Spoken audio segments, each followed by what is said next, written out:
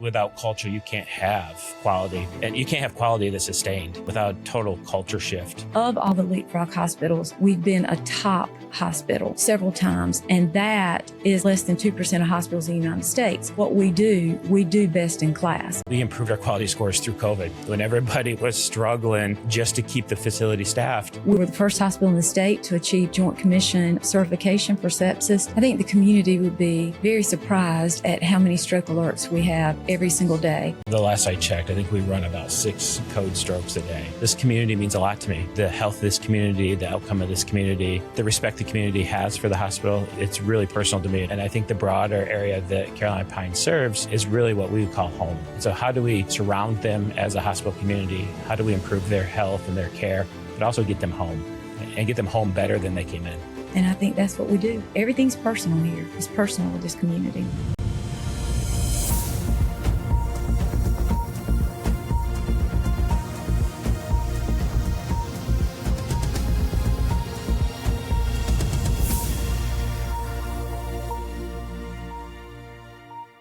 Good morning and welcome to a new episode of Pulse Check. This morning is going to be a little bit of a different episode. I'm Brian Sponseller and I am the CEO here at Carolina Pines Regional Medical Center. And I'm joined by Christy Moody, our Chief Nursing Officer. Today, we just wanted to have a little bit of a conversation discussion over our journey over the last 6 or 7 years when it comes to culture and quality and some of the changes and improvements that we've seen around the facility. I'd like to open it up a little bit to Christy and just let Christy introduce herself, and then talk a little bit about the journey that we went on, the commitment that we made to our community and to our patients and to our staff. Thank you, Dr. Sponseller. As Dr. Sponseller said, for the last 7, 8 years, we've been on a very intentional journey. We had a lot of conversation about where we were as a hospital with our quality scores and community perception of the care that we give here at our hospital. And we realized we were doing okay, but we don't like okay. We don't want to be just average. We want to be above average. And so we sat down as an administrative team and we came up with a strategic plan that was very focused on quality and patient safety. We put a lot of strategic initiatives in for our organization and came up with a lot of tactics on how we were going to meet the goals that we had set. It was a lot of work. It was broad. It was ambitious. But I think we did a really good job with it. It involved a lot of communication with everybody from, the folks in housekeeping to the people in dietary to the frontline staff in the clinical positions, the medical staff, the board. Everybody from top to bottom was involved in this, and it really did become the focus of, I think, who we are. I think it's kind of cliche in most organizations when they talk about quality or trying to do or facilitate change in a facility. The cliche is, we worked on strategic things. We did, sort of step-by-step approach in identifying things. But I think there was a slight different approach that we had when it came to culture. I think one of the things that we realized early is without culture, you can't have quality, and you can't have quality that's sustained without total culture shift. Do you want to walk through a little bit some of our early thoughts around culture and how we started the culture build? Building a culture takes time. It's not something that happens overnight, and it is very strategic. Once you lay out what your expectations are and how you plan to achieve to get that, you got to get the buy-in of everyone in the organization. And that meant they had to understand the part that they played in that. That housekeeping had to understand that cleaning those rooms and checking the ATP monitoring to make sure those rooms were, 100% disinfected, to every clinician, physician getting complete buy-in because they understand the rationale for what we were doing, what we're trying to achieve. That took a while. It took a lot of town halls. It took a lot of, us being out on the floors, talking with the staff, doing the executive patient safety rounding, talking to everybody about what barriers were, how did they feel about that? How did they feel like, we were doing? being willing to go back and tweak processes that we put in place because we may not have gotten it right the first time. And I think we did a lot of that in the early stages. I think that was, and then I think that really, we went through a lot of training with Just Culture. And that's just a fancy way of saying we wanted the staff to feel safe in speaking up and telling us where the barriers or where our vulnerabilities were as far as patient safety and quality. And if, say in the OR, if something seemed off or they didn't feel like that was the right thing to do, that they felt empowered to say, I'm stopping the line right now because I don't think this is the right thing to do. And that there were no punitive actions or repercussions, that we actually applaud those kinds of things as a good catch, as a, patient safety champion. And that took several years to build, but I feel like we have a very strong culture today. I feel like we have all the right people in the right seats. And I think you can talk to anybody in this organization and they can speak about, our commitment to culture and to just where we are on this high reliability journey. Yeah, that's the hard part about building culture is people understanding their role, their responsibility, and how they care for patients. And, that goes right down to our nutrition staff and our EVS services, security, and how, they're responsible, with us and trying to help keep people safe and delivering that high quality. Something that's kind of unique. We went through this journey during COVID, which was a tough time for everybody. And one of the things that I don't think we talk much about, and actually while we're sitting here, it kind of dawned on me that, we improved our quality scores through COVID when everybody was struggling. We did. Just to keep the facility staffed.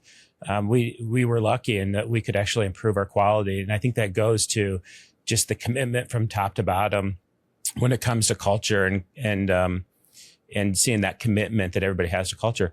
The other thing that's, I think, unique, and, there's been this nursing shortage. We've been able to manage through that nursing shortage, have our quality, get better year over year.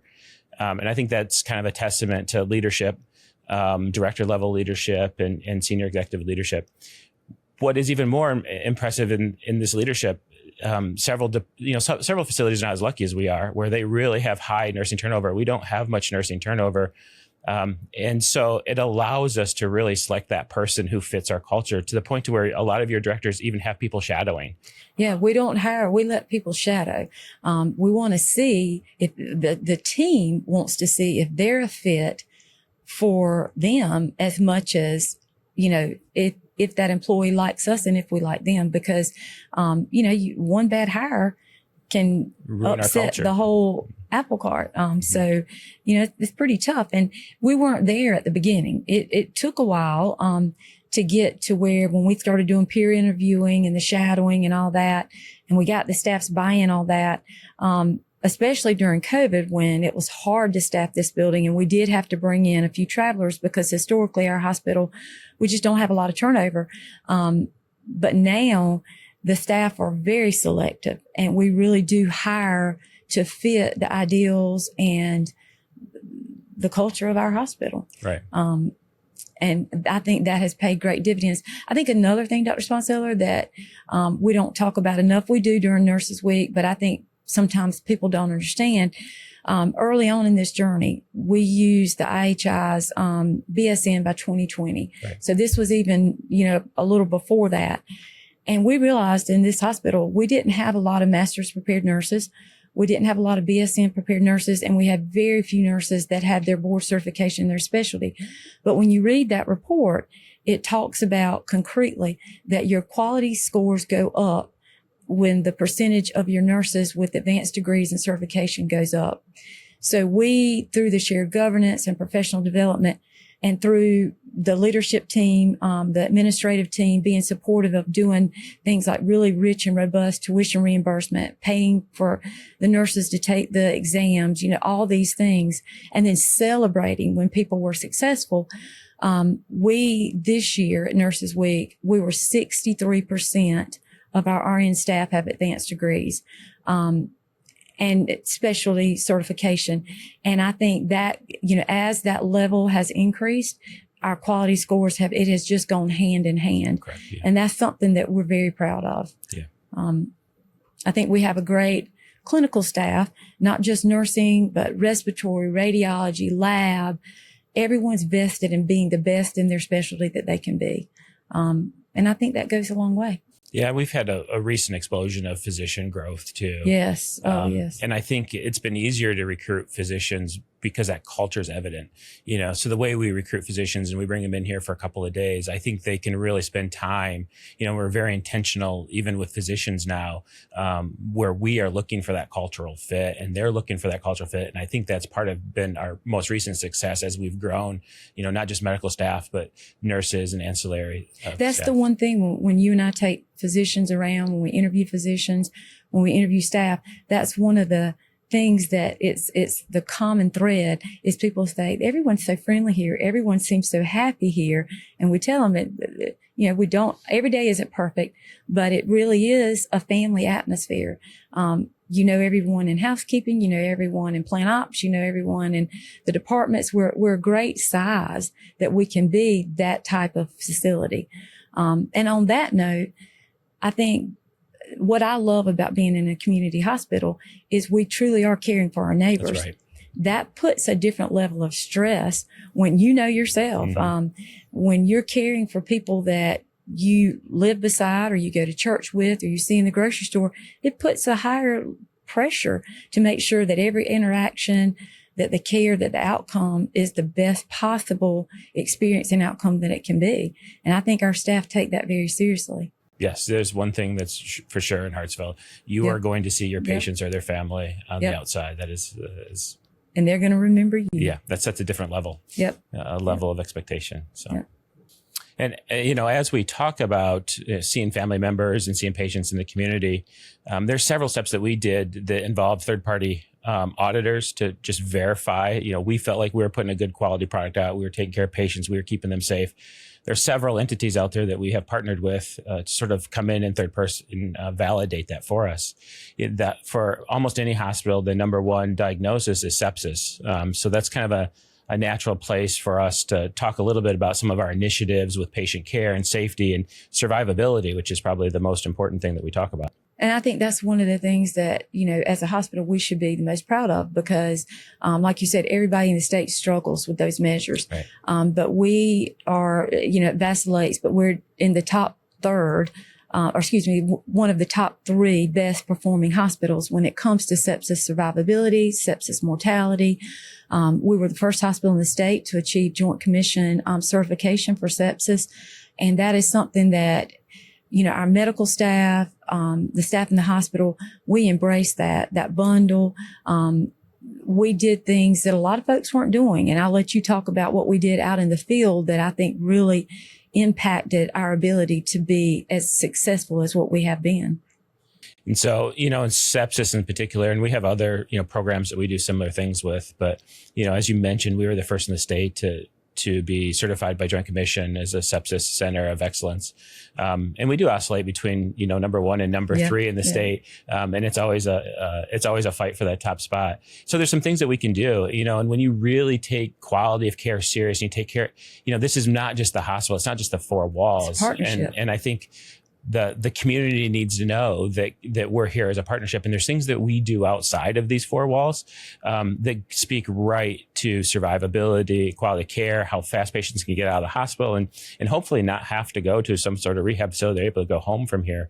And one initiative that we have taken on is with some partnerships with paramedics.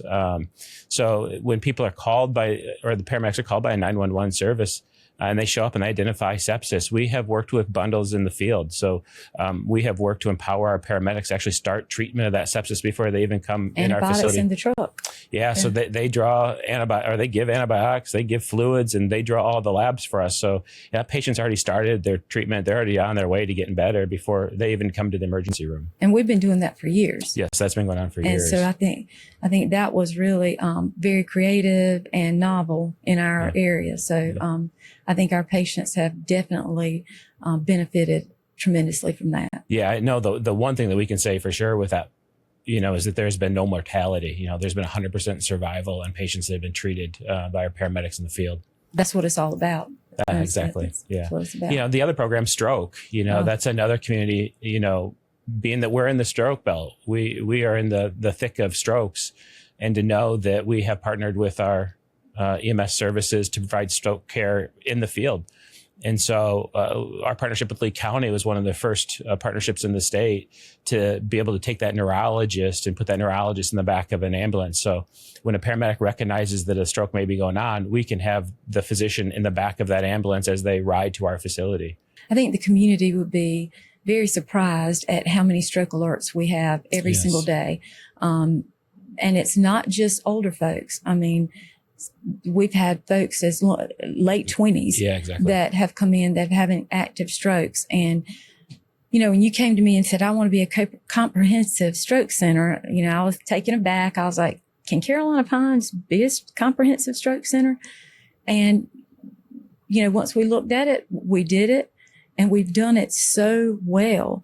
And it's making a difference in so many people's lives, because there isn't a month that goes by that a patient doesn't come in and say, I just wanted to stop by and tell you thank you. You know, they don't have those deficits because they were able to get here, get that medicine on board, get to the CT scanner, get the medicine on board, and saved brain. And that's quality of life. And our community, like you said, being in the stroke belt, there was probably no more service more needed than that. That's correct. Yeah. And the providers, the staff, they've done an excellent job with that. Yeah. Yeah. I think it's, the last I checked, I think we run about 6 code strokes a day. Yeah, that's amazing in a community this size. That's a small community for that sort of stuff. Yeah, it really is. Yeah. When we look at those different programs, is there anything else that sort of stands out from those programs, or how we use those programs? I know there's always the leapfrog. And for me, when I talk to people, leapfrog for me is really just about, are we doing safe care? Mm-hmm. And it's pretty real time as far as most of this third party analyzing of our quality.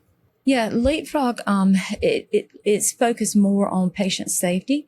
And that is something that, you know, being transparent, 9 years ago, we were a Leapfrog D, and we knew we were a better facility than that. We were not proud of that work. And so you and I sat down with our quality team and with our directors and came up with that plan. And we went from a D to a B. And then for the last 9 cycles, we have been an A, which is the highest rating. But I think that is just a tangible measure of the commitment of everyone in this organization, to the goals that we've talked about, to the initiatives we've talked about. And I think it's the thing that means more to me.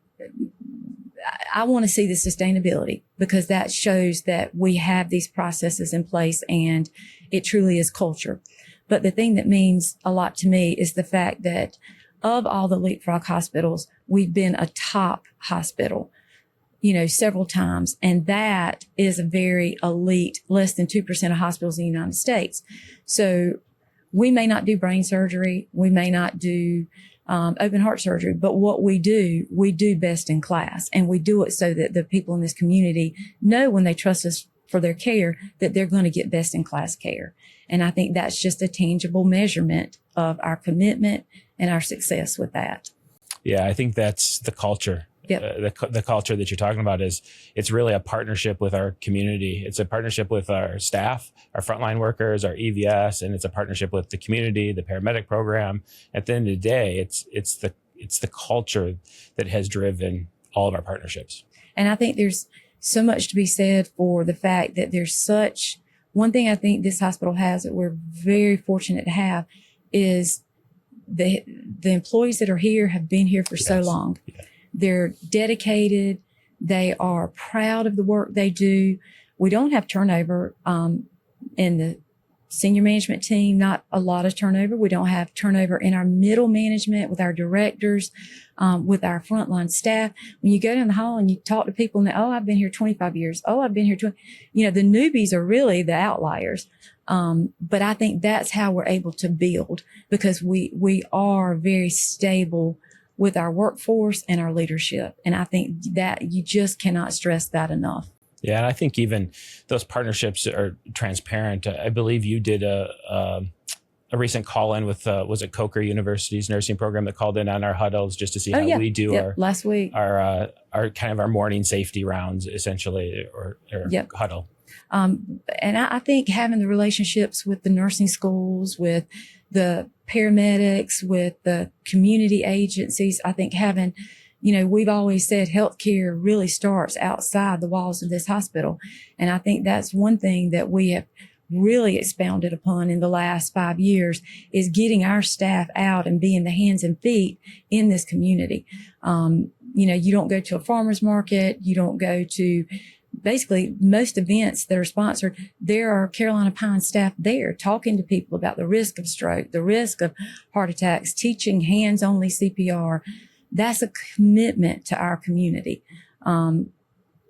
And I think, the more partnerships we build with the schools, the local junior highs, the high schools, the colleges, I just think that pays tremendous dividends. Yeah. It's nice also to be able to share some of the culture that you've built with them. So, as we like to refer to them, the foundational safety behaviors for the hospital. That's right. So, our commitment lies in the work that we do. And we mentioned earlier that there's some third-party companies that we use to sort of validate our results. And it's more of a result-based, but I think it just goes to the strong work of our staff and all of our employees here at Carolina Pines. I'll rattle off a few, and I'll let you rattle off a few. By no means is this a complete list, but you mentioned that we are Advanced Primary Stroke Center, stroke certified sepsis. We are, Blue Distinction, joints, maternal health. And the one that I know you won't bring up, so I'll bring it up, but the Becker's Hospital, CNO to know, you were named in that publication. And for those who don't know, Becker's Healthcare is a major publication in our industry. Well, you were also named as the CEO to know of Becker's. And then we also had 3 straight years of the top 100 community hospitals from Becker's. And I think, we could go on and on. This is where you and I get really uncomfortable, because this is not the part that we actually prefer to talk about. We actually talk about, what matters to us, which is the patients, right? What we're looking in the mirror and saying, hey, what can we do better? And where do we go next? Yeah. Not that, and I always tell everybody when I'm talking to the public and stuff, we are humans that take care of humans. And so we're not perfect. And by no means are we trying to elude that that we're perfect. But that further is to the purpose of why we do what we do is we really analyze when something doesn't go the way we intended something to go. And it helps us really to focus on, at the end of the day, what matters when we all go home. And we all want our neighbors that we take care of to go home.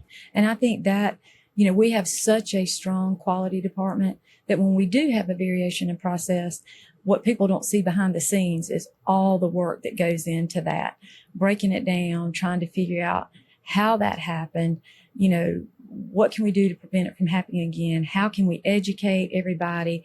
How can we just make sure that we don't replicate that again? There's a lot of work that goes into, and it starts every day, like with good catches, near misses in our safety briefs, and just really having these champions throughout our organization that believe in patient safety and quality. Yeah, it's very telling when we walk around, because when we walk around and we do our executive patient safety rounds and we visit the frontline staff and we look at the projects they're working on, the quality projects they're working on, the efficiency projects, we're not looking for things that are green. Right. We're really looking for the blemishes in the organization. And it's hard to sit here now and transition after just talking about those awards to, how we sort of deal with those blemishes and those outcomes that weren't ideal. But you mentioned good catches. That's kind of where this all starts. So for us as an organization, we want to get ahead. There's no harm that's happened, but we want to understand how there could have potentially been harm. That's how granular that quality team is getting into outcomes. Yep. And that's been a challenge to get people to feel comfortable reporting good catches and near misses, but that's the sign of a truly highly reliable organization. And I think we've come so far with that. And I think that's one of the things that helps keep our patients the safest, is because those frontline staff, they know where those vulnerabilities are. That's exactly right. Yep. Or like we like to ask them, what's the workaround? Yeah. What are you doing? What keeps you up at night? Yeah, that too. Yeah. But that all goes back to the organization's purpose, and our purpose of taking care of our community, making sure that our friends and families, neighbors get to go home safe at the end of a hospital stay that I don't think any of us were wanting to see them here. But when they end up here, patients deserve the best. Our community deserves the best. And I think that's one thing about our hospital is that we're always striving to go to the next level. The perception of the community matters to us. If there is a patient that feels like they didn't get good care, that matters to us. And we're always reaching out, trying to see what we can learn from that.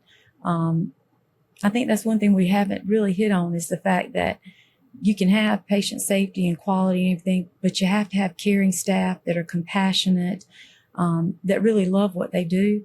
And I think our staff definitely knock it out of the park with that. Yeah, I couldn't agree more. And our physician, our medical staff. When I say staff, I mean everybody. Yeah. Everybody caring for that patient.